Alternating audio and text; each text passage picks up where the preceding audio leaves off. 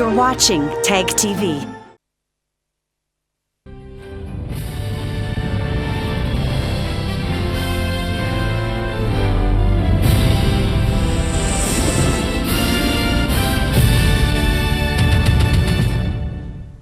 Good evening. Welcome to South Asia Newsline. I'm Lipakshi Khurana. Here are the top stories we're tracking for you on Monday, the 9th of July.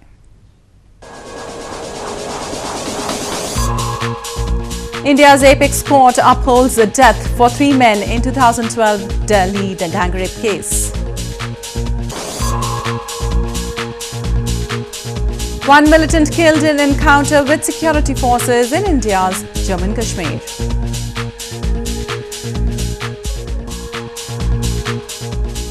And 4 Indian fishermen apprehended by Sri Lanka Navy.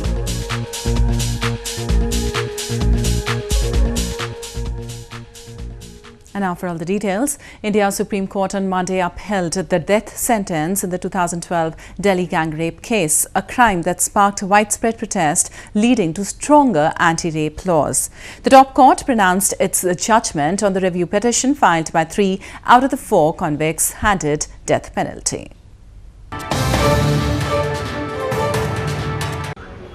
India's Supreme Court on Monday upheld the death penalty for 3 men convicted in the gang rape and murder of a young woman in New Delhi in 2012, a landmark case that focused attention on violence against women.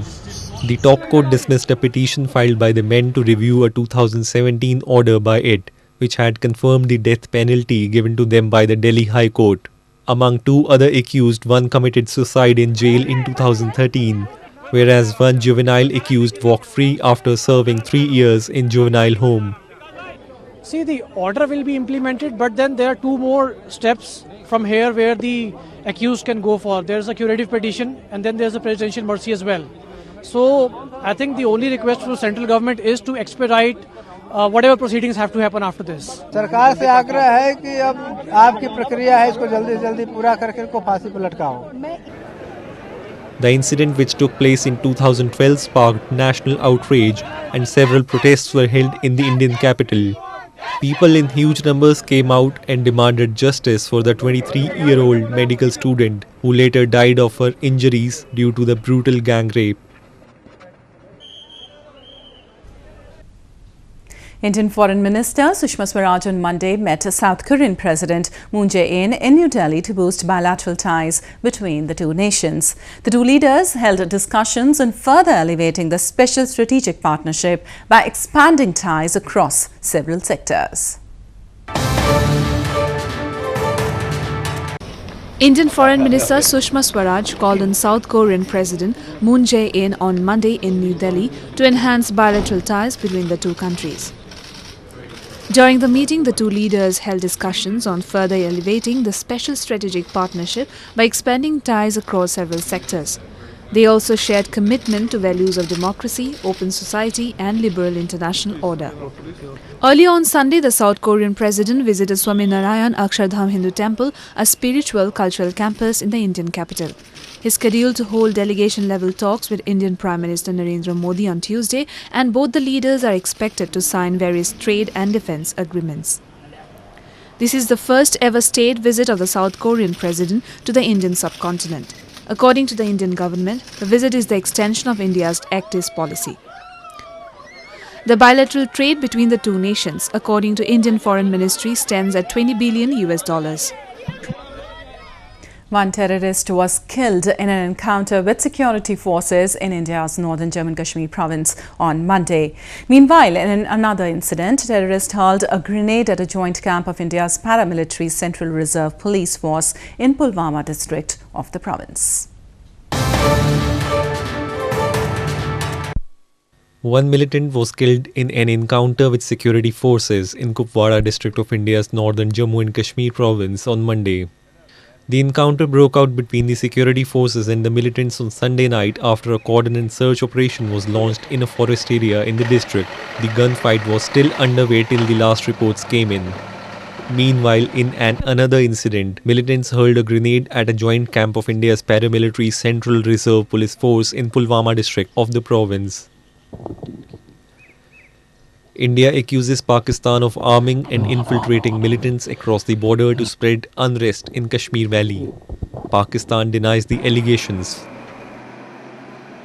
In news from Afghanistan, the opponents of Afghan President Ashraf Ghani have accused him of being autocratic over the arrest of Nizamuddin Kaisari, the police chief of Kaisar district. The arrest has sparked a fury amongst the people in a number of northern provinces, and several protests have been held since last week. Atta Mohammad Noor, the chief executive of Jamaat-e-Islami Party, and Mohammad Muhaqiq, the second deputy of CEO Abdullah Abdullah, on Sunday accused Afghan President Ashraf Ghani of autocracy over the arrest of a police chief. They blamed Ghani takes decisions without the National Security Council's input and then tries to implement them without consulting government officials. The two leaders said the decisions like the arrest of Nizamuddin Kaisari, the police chief of Kaisar district, and the exile of General Abdul Rashid Dostum were against the law of the country.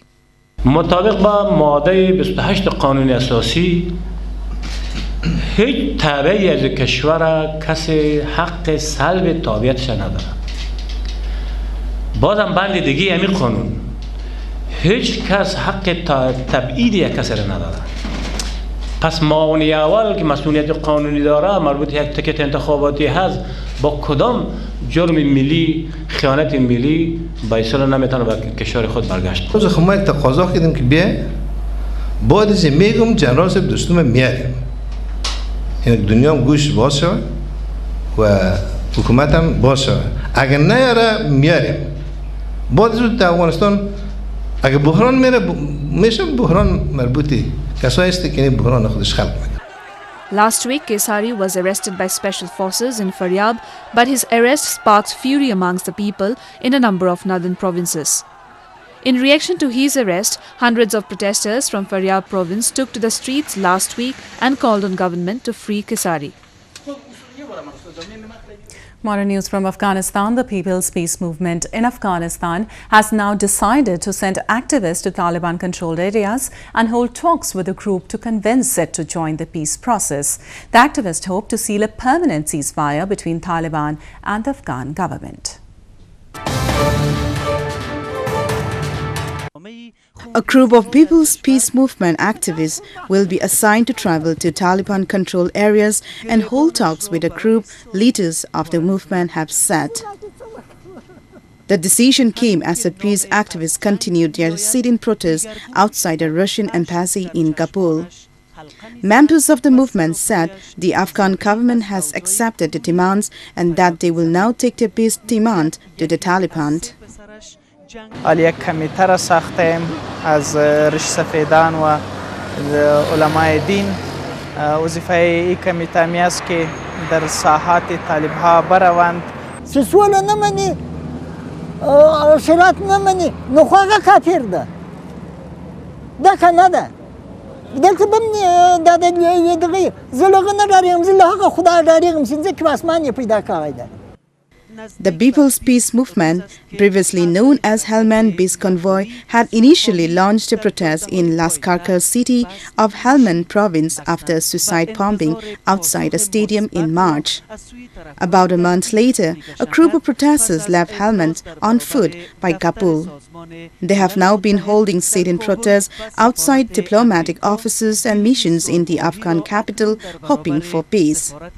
They now plan to hold a sit-in protest outside the Pakistani embassy. Sri Lanka Navy on Sunday arrested 4 Indian fishermen and seized their boat for allegedly poaching in its territorial waters. Fishermen from both the countries frequently stray into each other's territory and end up spending years in jails.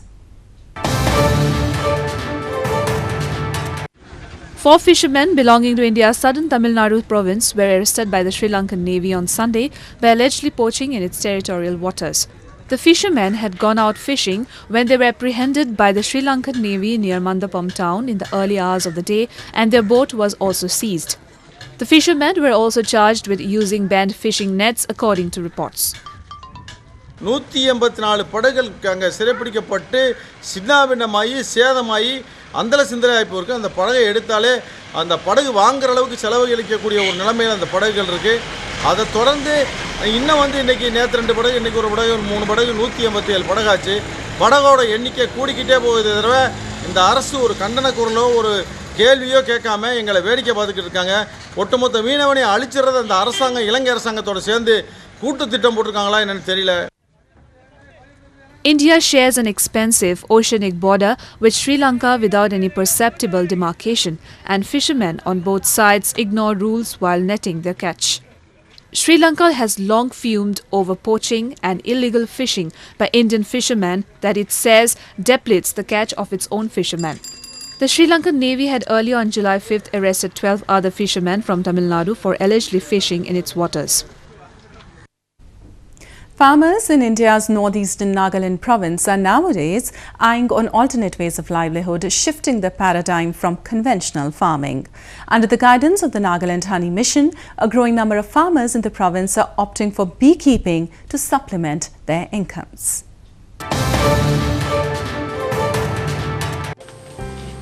Farmers in India's northeastern Nagaland province are nowadays striving to make apiculture a full-fledged occupation and to create a good revenue out of it.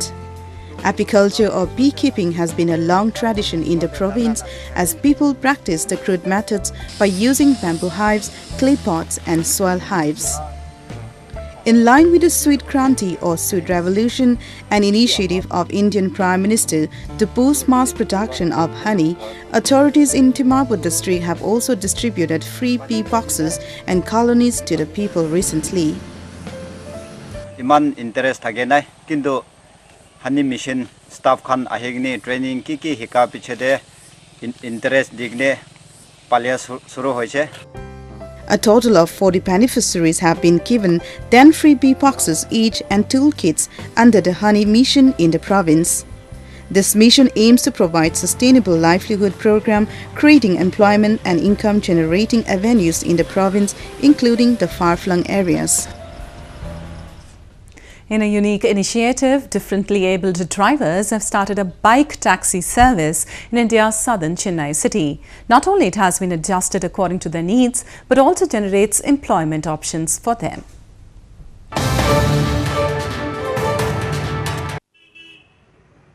A bike taxi service started by differently abled drivers in India's southern Chennai city has not only created an independent employment platform for the differently able, but has also given the city a unique service which it seems to be adapting to.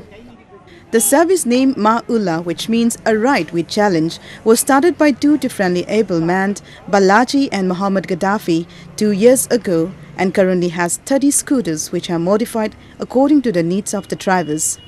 The service that has both men and women differently able drivers fetches them around $290 to $440 per month. ஆரம்பத்தில் பார்த்தீங்கன்னா கொஞ்சம் கடினமாக தான் இருந்துச்சு, வருவாயெல்லாம் கொஞ்சம் கம்மியாக இருந்துச்சு, மக்கள் பயந்தாங்க. பின்னால் பார்த்தீங்கன்னா நாங்கள் எந்த விளம்பரமும் கிடையாது. எங்களுக்கு என்ன விளம்பரம்னா ஊடகங்கள் தான் விளம்பரம். ஊடகங்கள் மூலமாக நாங்கள் மக்களுக்கு வந்து எடுத்து சொல்லப்பட்டோம் இந்த மாதிரி மாற்றுத்திறனாளிகள் மாவுலான் பேரில் வந்து பைக் டாக்ஸி ஓட்டுறாங்க. இன்றைக்கி பார்த்தீங்கன்னா 2.5 வருஷம் ஆகுது. இன்றைக்கி இது வந்து ஒரு 30 பேருக்கு வந்து வேலை வாய்ப்பு கொடுக்குற அளவுக்கு வந்திருக்கு. மாற்றுத்திறனாளிகள் பொதுவாக பார்த்தீங்கன்னால ஒரு ப்ரைவேட் கன்சர்னில் போனோம்னா 6,000 ரூபாயிலேருந்து 10,000 வரையும் தான் கொடுப்பாங்க. இன்றைக்கி மாவுலாவில் ஒருத்தர் ஓட்டுறோடைய வருமானம் பார்த்தீங்கன்னா மாதம் 20,000 ரூபாயிலேருந்து 30,000 ரூபா வரையும் சம்பாதிக்கிறாங்க. According to Gaddafi, the friendly able people are usually left without very less work choices, and Ma-Ullah makes them their own boss along with employment. Although the concept of bike taxis, especially one run by the disabled, is relatively new, the people of Chennai have warmed up to them over time and feel less vulnerable around these differently able bike taxi riders. Well, that's all we have for you from South Asia this evening. Now our viewers can watch the show on SouthAsiaNewsline.com. You can also visit us on Facebook.com/SAsiaNewsline and follow us on Twitter @SAsiaNewsline. That's all in tonight's edition. We'll see you same time tomorrow. Good night.